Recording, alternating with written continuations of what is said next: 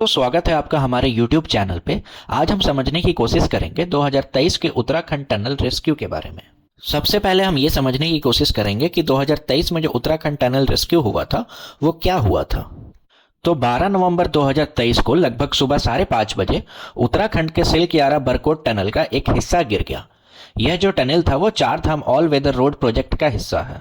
Tunnel का गिरना लगभग 200 मीटर टनल के प्रवेश से हुआ, जिसके चलते 41 कंस्ट्रक्शन वर्कर्स ट्रैप हो गए। हम लोग ये समझने की कोशिश करते हैं कि सिलक्यारा बारकोट टनल जिसमें 41 वर्कर फंसे थे वो कोलैप्स किस कारणों की वजह से हुआ था। सिलक्यारा बारकोट टनल का कोलैप्स हुआ क्योंकि टनल को बनाने में कुछ सीरियस प्रॉब्लम्स थी। पहले तो टनल को एक ऐसे जगह पे बनाया गया था जहां पे जियोलॉजिकल फॉल्ट था, मतलब जमीन की नींव में प्रॉब्लम थी। इससे टनल की बेस अनस्टेबल हो गई और फिर कोलैप्स हुआ। और दोस्तों, इसके अलावा इमरजेंसी इवैक्यूएशन के लिए कोई भी एस्केप सैफ्ट नहीं थे, यानी अगर कुछ बुरा हुआ तो लोगों को बाहर निकलने का कोई रास्ता नहीं था। इसने रिस्क को और भी बढ़ा दिया। सेफ्टी मेजर्स भी कम थी, इमरजेंसी एग्जिट नहीं थे और चार धाम ऑल वेदर रोड प्रोजेक्ट का इंपॉर्टेंट पार्ट होने के कारण और भी ज्यादा रिस्क था। तो बेसिकली कोलैप्स का डायरेक्ट कॉज था टनल के स्ट्रक्चर का फेलियर। ये कोलैप्स सुबह 5:30 बजे हुआ और उस समय 41 वर्कर टनल के अंदर फंसे थे, उनको बाहर निकालना मुश्किल हो गया।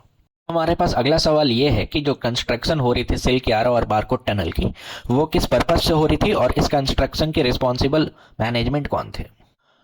तो दोस्तों, सिलक्यारा बेंड बारकोट टनल की जो कंस्ट्रक्शन थी चार धाम ऑल वेदर रोड प्रोजेक्ट का हिस्सा था। इसका मेन पर्पस ये था कि ट्रैवल रूट को कुछ 20 किलोमीटर तक कम करके धारासू को साउथ एंड से लेकर यमुनोत्री को नॉर्थ एंड से कनेक्ट करे।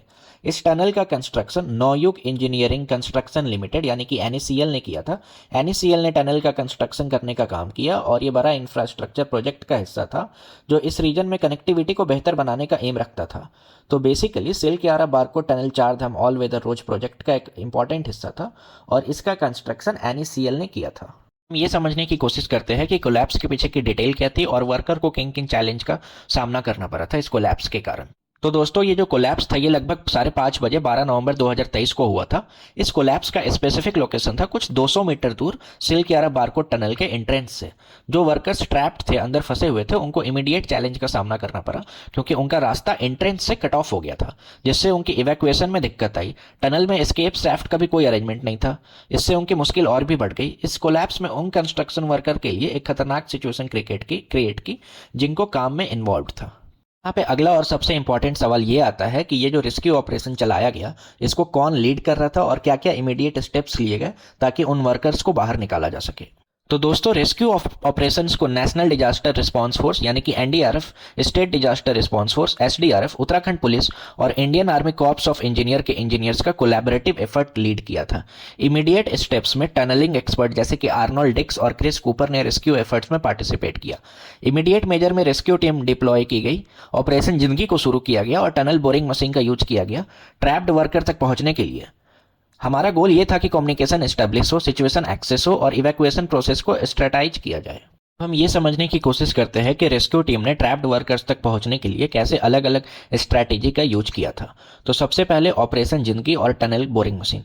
रेस्क्यू टीम ने ऑपरेशन जिंदगी शुरू किया जिसमें उन्होंने एम्फेसाइज किया कि लाइफ्स बचाने के लिए ये काम बहुत अर्जेंट और इंपॉर्टेंट है। टनल बोरिंग मशीन का स्ट्रैटेजिक यूज किया गया ताकि डेब्रिस और ऑब्स्टैकल को पेनिट्रेट करके ट्रैप्ड वर्कर्स तक पहुंचा जा सके। कम्युनिकेशन पाइप्स को ड्रिल किया गया ताकि ट्रैप्ड वर्कर से कांटेक्ट हो सके, जिससे कोऑर्डिनेशन और सपोर्ट का एक मीडियम हो। 3 तरह के पाइप्स का यूज हुआ, एक ऑक्सीजन सप्लाई के लिए, दूसरा ड्राई फूड का पैसेज के लिए और तीसरा 6 इंच वाइड पाइप था जिसमें हॉट मील्स और इंडोस्कोपिक कैमरा इंसर्ट करने के लिए यूज हुआ। इन स्ट्रैटेजी ने मिलकर रेस्क्यू टीम को एक सिस्टमैटिक अप्रोच दिया ट्रैप्ड वर्कर्स तक पहुंचने के लिए। तो टीम को काफी चैलेंजेस का सामना करना पड़ा जिस वजह से इतनी देरी हो गई जब वो ट्रैप्ड वर्कर्स तक पहुंचने की कोशिश कर रहे थे और ड्रिलिंग प्रोसेस में कुछ डिलेज भी आई थी। तो समझने की कोशिश करते हैं क्या क्या चैलेंज फेस करना पड़ा। सबसे पहले क्रैकिंग साउंड, यानी कि ड्रिलिंग के दौरान रेस्क्यू टीम को क्रैकिंग साउंड सुनाई दी थी जो पोटेंशियल इनएस्टेबिलिटी या ऑब्स्टैकल को इंडिकेट कर रही थी। दूसरी कंसिस्टेंसी की इशू जा रही थी। डेब्रिस के अंदर इनकंसिस्टेंट रबल और मेटल रॉड्स होने के कारण ड्रिलिंग ऑपरेशन में चैलेंजेज आए जिसकी केयरफुल नेविगेशन की जरूरत थी। उसके अलावा टेक्निकल इशू है, ड्रिलिंग प्रोसेस में टेक्निकल इशू है जिसमें ड्रिलिंग मशीन और उसके माउंटिंग प्लेटफॉर्म को सिग्निफिकेंट रिपेयर की जरूरत थी जिसकी वजह से डिले आई। डेब्रिस में फंस गए मेटल रॉड्स और एक पाइप ने इंटरप्शन क्रिएट की जिससे इक्विपमेंट को रिपेयर और एडजस्टमेंट की जरूरत हुई। इन चैलेंजेज और डिलेज के बावजूद रेस्क्यू टीम ने सिस्टमैटिक तौर पर काम करते हुए ट्रैप्ड वर्कर्स तक पहुंचने का प्रयास किया। नवंबर 2023 तक रेस्क्यू टीम ने कैसे सेटबैक को ओवरकम किया और ट्रैप्ड वर्कर्स तक पहुंचने में कैसे प्रोग्रेस हुआ, इसको समझने की कोशिश करते हैं। तो सबसे पहले रेस्क्यू टीम के अंदर के रैट होल माइनर्स ने रिमेनिंग डेब्रिस को मैनुअली ब्रेक किया, जिससे एक ब्रेक थ्रू मिला और एक पाइप को सक्सेसफुल ट्रैप्ड वर्कर्स तक पुश किया गया, जिससे कम्युनिकेशन और एसेंशियल सप्लाईज के लिए एक वाइटल कनेक्शन एस्टैब्लिश हुआ। रेस्क्यू टीम ने इवैक्यूएशन प्रोसेस शुरू किया और 1 बाय 1 स्ट्रेचर पर 41 ट्रैप्ड वर्कर्स को इवैक्यूएट किया। 28 नवंबर की रात तक उत्तराखंड सरकार ने कंफर्म किया कि सभी 41 वर्कर्स को सक्सेसफुली रेस्क्यू किया गया है। इस तरीके से सेटबैक को ओवरकम करके रेस्क्यू टीम ने ट्रैप्ड वर्कर्स तक पहुंचने में काफ़ी प्रोग्रेस किया और सारी इवैक्यूएशन भी सक्सेसफुली कंप्लीट हुई थी। यहाँ पे इंपॉर्टेंट सवाल ये आता है कि रेस्क्यू टीम ने किस तरीके से सभी 41 वर्कर को सक्सेसफुली इवैक्यूएट किया और उनकी वेलबींग के लिए क्या मेजर्स लिए गए थे। तो सबसे पहला पॉइंट है मैनुअल ब्रेक थ्रू, यानी कि रैट होल माइनर्स ने मैनुअली रिमेनिंग डेब्रिस को ब्रेक किया, जिससे एक पाथवे क्रिएट हुआ ट्रैप्ड वर्कर्स तक पहुंचने के लिए। दूसरे पॉइंट है stretcher and pipe. Rescue team ने वर्कर्स को 1 बाय 1 स्ट्रेचर पर इवैक्यूएट किया और एक पाइप का यूज किया कम्युनिकेशन और सप्लाई ट्रांसफर के लिए। और उनकी वेलबींग के लिए 3 इंपॉर्टेंट पॉइंट्स जो लिए गए थे। सबसे पहले नंबर पे आता है हेल्थ असेसमेंट। रेस्क्यूड वर्कर्स की हेल्थ का असेसमेंट किया गया, जिसमें उनके एसेंशियल फिजियोलॉजिकल मेजरमेंट्स नॉर्मल और सेटिस्फैक्टरी रिपोर्ट किए गए। Second, medical facility. उन्हें फर्दर असेसमेंट और मेडिकल अटेंशन के लिए चिन्यासुलर में एक मेडिकल फैसिलिटी में शिफ्ट किया गया। और तीसरा और सबसे इंपॉर्टेंट, एम्बुलेंस अरेंजमेंट। हर इंडिविजुअल के लिए प्रॉम्प्ट ट्रांसपोर्टेशन और मेडिकल सपोर्ट इंश्योर करने के लिए 41 एम्बुलेंस अरेंज की गई। इस तरीके से सिस्टमैटिक अप्रोच और प्रॉम्प्ट मेजर्स के साथ रेस्क्यू टीम ने न सिर्फ वर्कर्स को इवैक्यूएट किया बल्कि उनकी वेलबींग का भी ध्यान रखा। ये समझने की कोशिश करते हैं कि उत्तराखंड सरकार ने टनल कोलैप्स को कॉज को इन्वेस्टिगेशन करने के लिए क्या क्या कदम उठाए हैं और ऐसे दूसरे कंस्ट्रक्शन टनल्स के लिए क्या सेफ्टी ऑडिट शुरू किए गए हैं। सबसे पहला इन्वेस्टिगेशन स्टेप जो उत्तराखंड की सरकार ने लिया है वो है एक्सपर्ट कमेटी। उत्तराखंड सरकार ने 6 मेंबर की एक्सपर्ट कमेटी बनाई है, जिसका काम था कि टनल कोलैप्स के कॉज को इन्वेस्टिगेट करना। इस कमेटी की हेड उत्तराखंड लैंडस्लाइड मिटिगेशन और मैनेजमेंट सेंटर्स के डायरेक्टर है। और जो सेफ्टी ऑडिट्स बाकी टनल के लिए ली गई है NHAI के द्वारा, ministry of road transport and highway ने NHAI को डायरेक्शन दिया है, निर्देश दिया है कि सारे देश भर में चल रहे 29 अंडर कंस्ट्रक्शन टनल्स का सेफ्टी ऑडिट करे।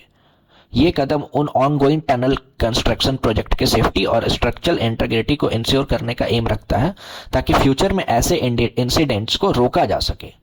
इस तौर पर उत्तराखंड सरकार ने न सिर्फ टनल कोलैप्स का इन्वेस्टिगेशन किया बल्कि प्रोटेक्टिव मेजर्स भी लिए, ताकि दूसरे कंस्ट्रक्शन टनल्स के लिए फ्यूचर में इंश्योर किया जा सके कि ऐसे खतरे को प्रिवेंट किया जा सके। कि प्रेसिडेंट द्रौपदी मुर्मू और प्राइम मिनिस्टर नरेंद्र मोदी ने ट्रैप्ड वर्कर्स के सक्सेसफुल रेस्क्यू के बाद अपने रिएक्शंस को भी व्यक्त किया है। दोनों ने अपने अपने रिएक्शंस में एक्सप्रेस किया है कि उन्हें रिलीफ है कि ट्रैप्ड वर्कर्स को सफलता से रेस्क्यू किया गया। उन्होंने ये भी बोला है कि रेस्क्यू एक कलेक्टिव अचीवमेंट है, जिसमें सभी जो कि इस ऑपरेशन में इन्वॉल्व थे उनकी डेडिकेशन और कोलैबोरेटिव वर्क को एक्नॉलेज किया गया, यानी कि ये एक टीम एफर्ट का रिजल्ट था जिसे उन्होंने सैल्यूट किया।